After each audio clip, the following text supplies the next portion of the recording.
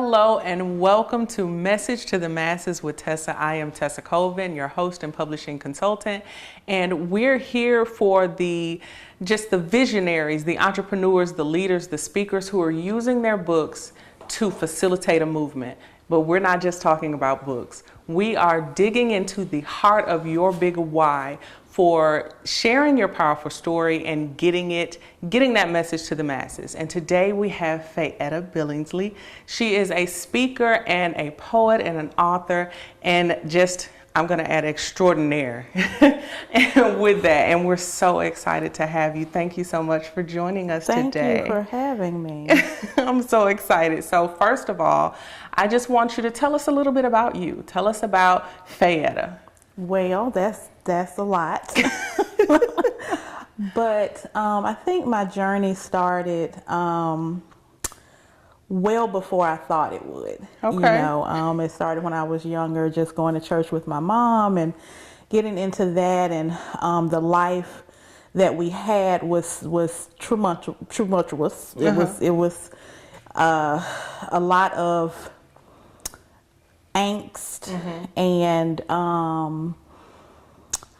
just pulling up from that with God and finding my forgiveness for people and finding hope when it might have been lost or could have been lost, and then forgiving those people that had wronged or done harm or hurt was just huge for me. And so the place that God is leading me to now, to be able to talk about it, to have something to say to people, something to help people, and put that out there, and want them to be able to heal from childhood hurts and harm and bullying and all of that is huge for me. And I'm very humbled that he would even use me in that way. Wow.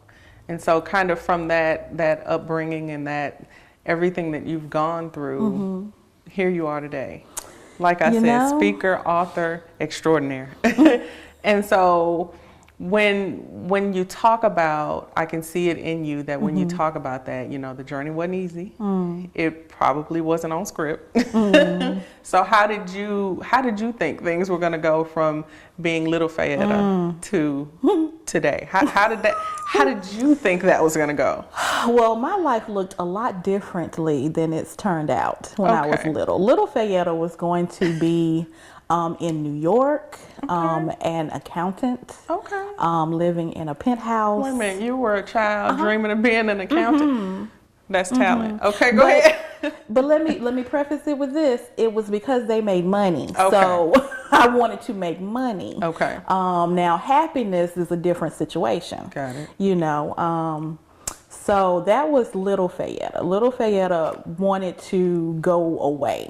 She wanted to go to New York. She wanted to go to the big city. Okay. And, make it there, so to speak. Because you can make it anywhere, right? Anywhere if you go to New York. Right. And so I wanted to do that. Now, how it turned out was very differently. How did it turn out? How it turned out was a single mom. Okay. Raising a young boy. A boy, okay. A boy that I'm not a boy, so that was challenging in itself. Okay. And then raising him, just having to try to deal with paying for things on my own, and his father in the picture in his life, but financially not all the time being able to make that happen. Okay. But I wanted to specifically, even if that wasn't the case, he couldn't provide financially or didn't choose to, or however that went. I wanted to make sure he had a relationship with his son, because that was important to me, for my son to have a relationship with his father, because that's his father. And it's important that that was fostered. And so I made it a point to make that happen. That was challenging in itself, trying to feed a growing young man. They eat a lot.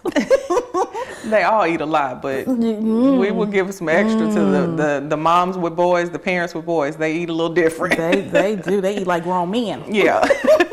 And then, trying to make sure he didn't fall into the pitfalls of, this society, young black boy without his father and whatnot. And I wanted to make sure I raised him in a way where he was a benefit to society, and he was, grew his mind, as well as his academics, his body, growing that muscle that is a mind, to think for himself, and think for others, that's around him. And so, in order to do that, God caught me up quick. So I don't want to glance over the fact that parallel is a lot different than kind of how you described your upbringing was tumultuous. And so that was different. You were charged with providing stability to a child. So you didn't necessarily have an example to say, okay, I can do this because this worked when I was a kid, because that wasn't there. Right. So that is no easy feat. Right. And I'm sure there was some challenges. I'm sure there were some challenges around that. I want you to kind of tell us, how did you deal with that 5-year-old who wanted to be an accountant in New York? And then just how do you even balance that, the dream versus the reality? But don't tell us just yet. Okay. Because we will be back in just a few minutes and we'll dive right into that very thing. So you guys come back. We'll be back in a few minutes. Okay.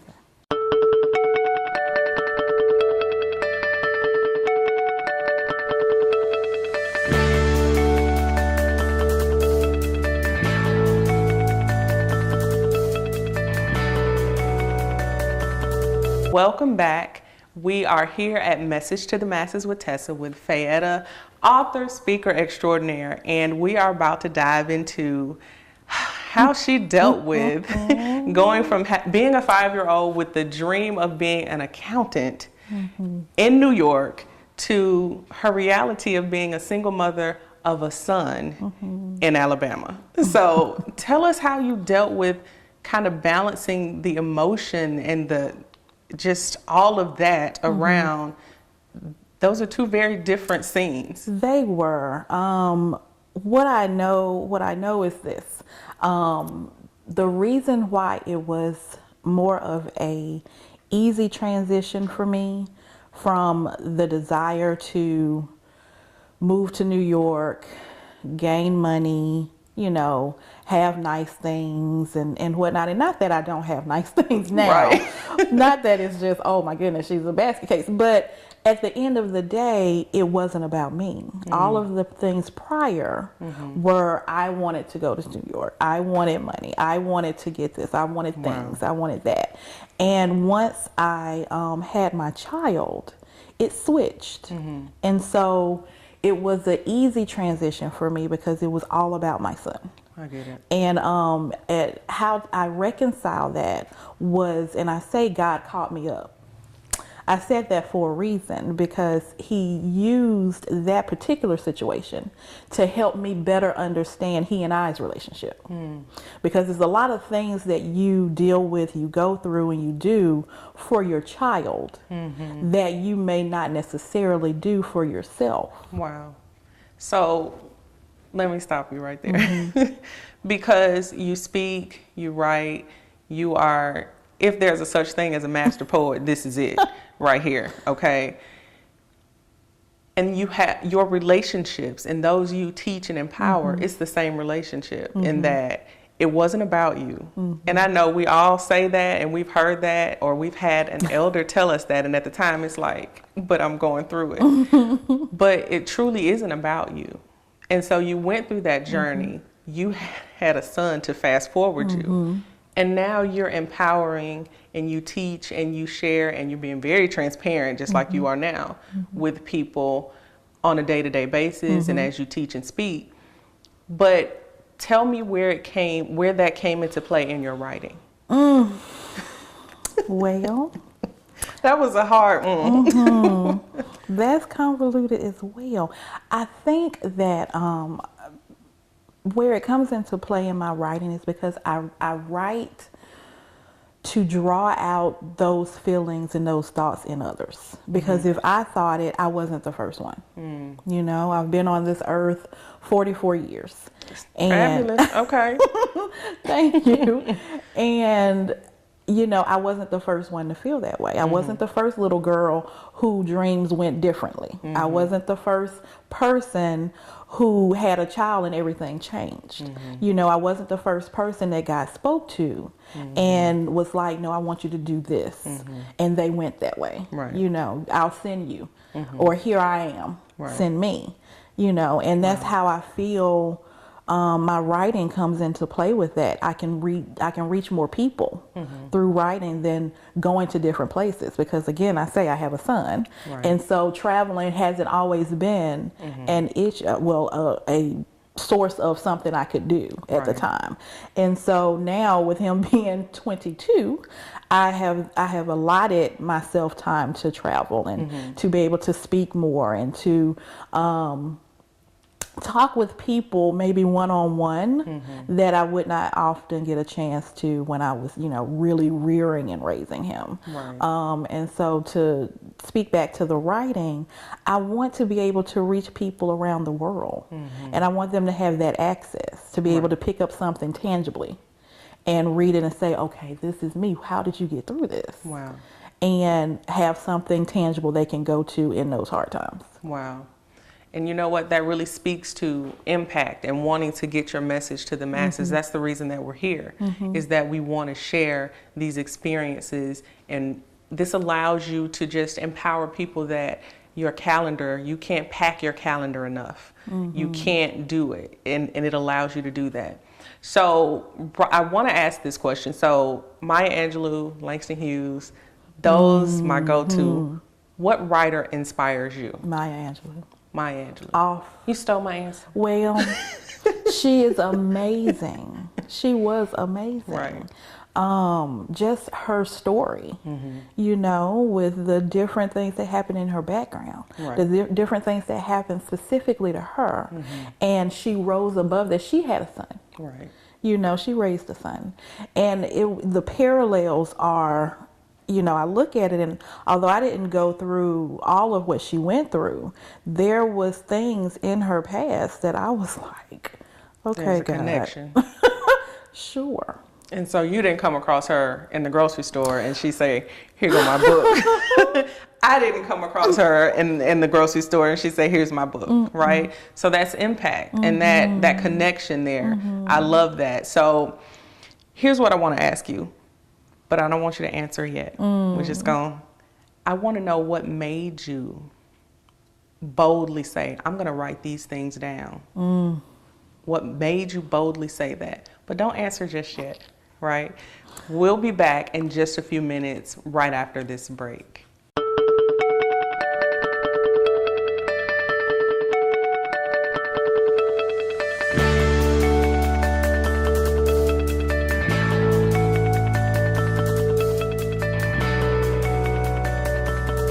Welcome back. This is Message to the Masses with Tesa, and we are here with Fayetta. I have now named her the master poet, in addition to everything else, author, speaker extraordinaire.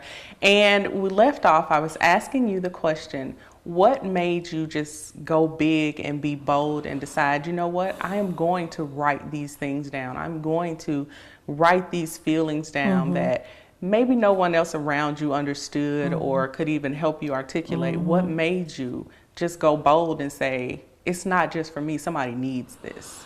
One, it's therapeutic to write things down and get it out so that you can have a sense of release. So it was very therapeutic originally, and as I wrote it and shared some of my poetry and talking with people would share with me in the grocery store, as you put, and I would be able to express to them different things that I had wrote down and said, listen, this is what's happened with me. This is what I did. I had a list tangibly I could go to. And so in doing that and finding, these people that I feel were led to me by God, being able to just share with these random strangers, how much more of impact if I do it on purpose. Living, there's a book called A Purpose-Driven Life. Living your life on purpose is what you're supposed to do. Wow. Now I didn't get that from the book. That's fact. Get your byline. I'm not mad at that at all. However, it was beneficial. And I think that it's beneficial to be able to step out and do that. And so others would be able to step out and do it as well. Wow. And with that, I know you're working on a book right now. Several. Well, yeah. But there's one in particular that we've talked about. And this one is about your journey as a woman of faith, with a son. Who is that for? Primarily? Primarily. That's for me. It's for you. It's for me. And like I said, you have to get it out. You have to be able to flesh that out and get that out on paper, I feel, because it's something tangible you can hold on to.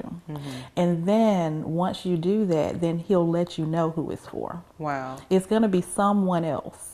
If it's just but one person, because as we know, he came for just me. Right. Now everybody else is beneficial.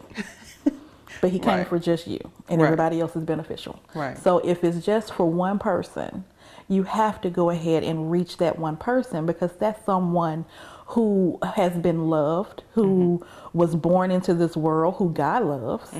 And so you want to reach them to tell them it's okay. Your journey is okay. Your walk is okay. Wow. Wow. What would you want them to walk away from reading your book, reading your work, or hearing you speak? What would you want them to walk away with? What are, 3 Fayisms that you would want them to walk away with? 3 Fayisms. One is, you are important. Wow. You're important. That's big. Because some people don't think they are, or don't feel they are, or don't feel that what they have been through some kind of way diminishes who they are. And that's not the fact. You're important. 2 is, you're loved. You are. Whoever didn't love you in the past, didn't think of you in the past, didn't care for you in the past, means nothing. You are loved. And 3 is, your life has meaning. You are to do something while you're here on this earth. You are to create a better way for someone else. And if every single person does that on this earth, the earth would be so much better. I agree with that. So much better. I agree with that. So what can we expect from you going forward? We already know you're a master poet. We already know you're a speaker. What can we expect more of from Fayetta? The thing of that is this, I am so grateful that he has even allowed this opportunity. I didn't expect it, really. So the thing going forward with me is more so of whatever God has for me. Whatever he wants me to do, wherever he wants me to go, whatever he wants me to say, wherever he wants me to say it. It'll be more traveling. It'll be more speaking. It'll be more just opening my heart and opening, my mouth to people who may not know what has happened and how I've gotten through it. It's not about me. It's about God. Right. It's all of what he has done for me. I love that. So this is a really good place for, what's one scripture, one quote, one that you hold on to that you would like to share with the person out there who's thinking, I went through all this in my life and there cannot be any kind of reason for this other than I've done something wrong. Right. I have several. My one go-to for any situation that I have been in that I have had to okay, God, what is this? Is Psalm 73. Surely God has been good to Israel, but as for me, my foot had almost slipped when I saw the prosperity of the wicked. Now, I can't quote the entire book. However, I love it. Look it up. It's good because when you get to the end of it, what it says is, but God. Wow. But God. That right there. And I think that's something that speaks to a lot of people. So we already know there will be more, that's your word, more of you going forward. Tell the viewers how to find you. Where can they find you? Well, I'm on Facebook. It's not under my name. That's an author thing. It's a writer thing. It's under King's Daughter. Okay. So it's King's.daughter on Facebook. Okay. And again, I just want to thank you so much for coming and sharing with us and empowering us. And I want to thank you, our viewers, for joining us. And I just want to remind you, your journey, your experiences, there's someone out there who needs them. So keep going. There's someone who needs for you to show them a better way. Get that book done. And until next time, we'll see you later.